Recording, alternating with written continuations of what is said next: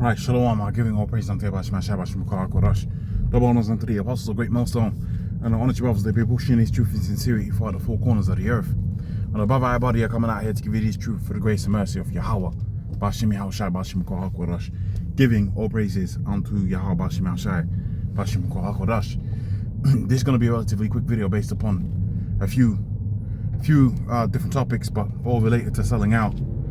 A few different individuals, few different characteristics, personalities, all which have the same common trait of the desire of money, desire of fame, and desiring to be somebody in this world. So the scripture says here within the book of Matthew, the 8th chapter and the 36th verse, what shall it profit a man if he shall gain the world and lose his own soul? Okay, so we've seen a lot of guys right now that are coming out with weird doctrines, strange statements, just some really strange doctrines that are coming out from Jake that don't really make no sense in the last hour. When you're thinking about how guys have learned this truth and they've been in this truth for a long time, and all of a sudden you start speaking about the Gentiles can make it, this, that, and the third, and many other individuals that you see out there that are pushing really strange doctrines, man. And even in that breath, okay, you start to wonder, what's wrong with Jake, man? What's wrong with Israel? What's wrong with these guys? You also got guys out there call themselves Negroes, Hispanics, or whatever, right? They sold out for money in the hopes to gain this world. So they might be an athlete, a musician, actor, or whatever the situation may be, an entertainer, and they've gained this world, but they've lost their soul. So this is kind of like a video trying to wrap all those things up into a neat package, dealing with the sellouts, basically. Okay, so let me start talking about it. What you have in this world is temporary. Even if you have a quarter mil, 250 mil, all of that money, all of that resources is temporary. And we're getting into a stage now with the markets overdue a crash, where hundreds of millions can be wiped off of a person's so-called net worth overnight. And this is where we exist right now within the time scale of the universe, where you don't have material possessions.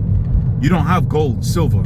Some people have land. Some of these rich people, so-called rich people of this world, they got land and all of that. But ultimately, the vast majority of people have got, digital resources.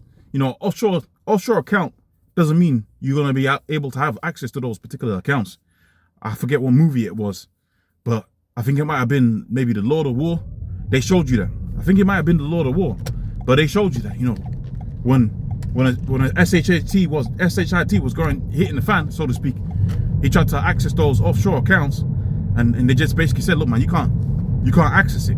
So there's something to be said about the way in which Esau has you think about money here. It's really money that you don't have, right? It's really money that you don't have, okay? So that's one aspect to think about it.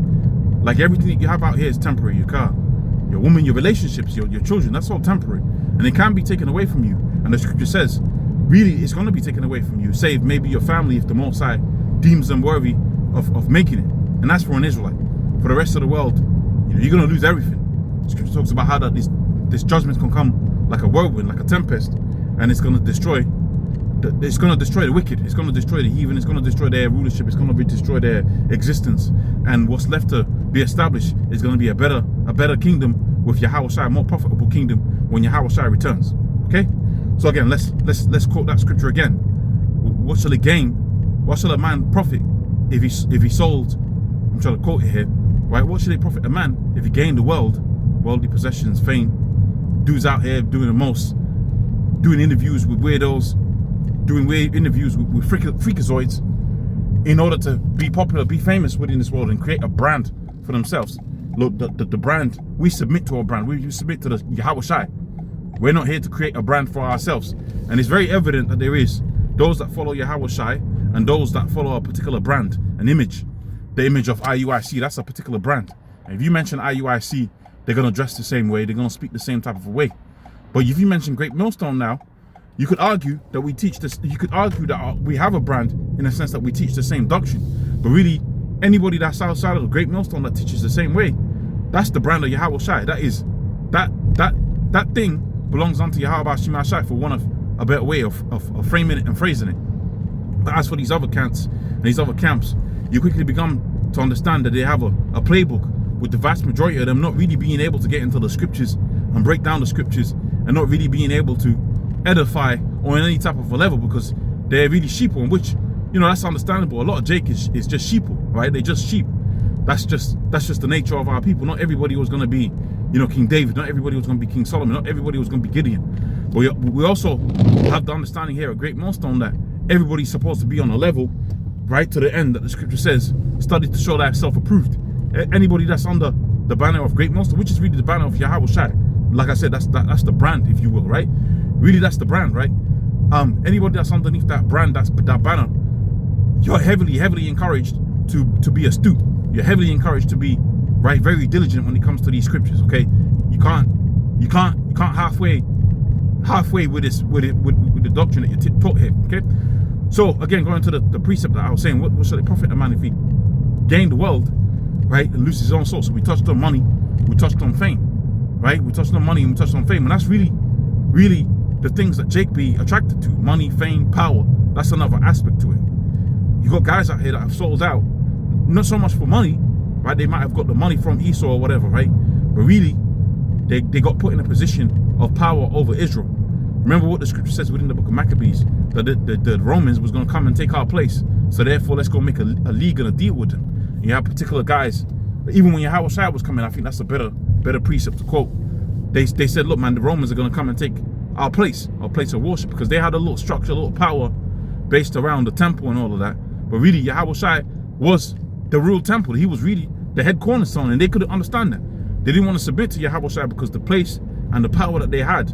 Remember, if you're the high priest, right, or you're in a position, right, within that particular way of doing things, you had a significant amount of power. The same thing when Yahweh Shai, not the same thing, but expound is a better word to use. But to expound on that, when Yahweh Shai came, that was challenged. Their way of living was challenged. And that's what you see with a lot of these guys. They're quite content with feeding the flock garbage, right? Feeding the flock garbage because they can maintain a stronghold over the people. That's why you got guys out here calling themselves generals and, you know, the highest man in Israel and all of that. It's a lofty type of a position that you really see Jake is aspiring to be in. They really want to be in a lofty place. They want to look down upon Jake and they're at the top, which is not a pleasant thing to do. That's not really a good thing to do, because really our righteousness is as filthy rags. Our righteousness is filthy rags, but nevertheless, you've sold your soul to be in that position. You sold your soul to have the popularity. You sold your soul to have the compensatory reparations, right? You sold your soul to be in a position of power over Israel. But what's that really going to mean when this kingdom is destroyed? It's not going to mean anything. I've mentioned the money ain't going to mean anything. Nobody's concerned about Instagram followers when there's no bread within the supermarkets. Nobody's concerned about that at all. Okay, nobody's concerned about how funny you are when you're hungry. Okay, you know, they say laughter. How do they describe laughter? That's food for thought, right? But food for thought when you're hungry, you ain't even thinking about thinking when you're hungry. You're just thinking about the next meal. And that's going to be a hard reality, a realization that's going to come into fruition when, you know, the SHIT hits the fan. And that's what's coming to this world. So again, like I said, you know, I just wanted to speak about those particular things. And you could fit the people in there that I've mentioned, right? I mentioned fame, I mentioned money, right? I think there was one more thing and power, okay? Nobody's concerned about your power in a time of adversity, man. Does not the scripture say of Esau, no one shall regard his power when they shall be how does the scripture go in the book of 2 Esdras? They shall not regard their kings nor princes. So that's an aspect to it too. So all those three things that men strive for within this world and sell their soul in order to obtain, it's not going to mean nothing in that day. So it's better just to serve Yahweh Shai, because we see from the scriptures, Yahweh Shai is going to give these things unto us. Does not the scripture say, in the day of thy power, in the day of thy power, thy people shall be willing? In other words, if you couple that with the book of Revelations 2:25, that which I have already, hold fast until I come, and he that overcometh and keepeth my works unto the end, to him will I give power.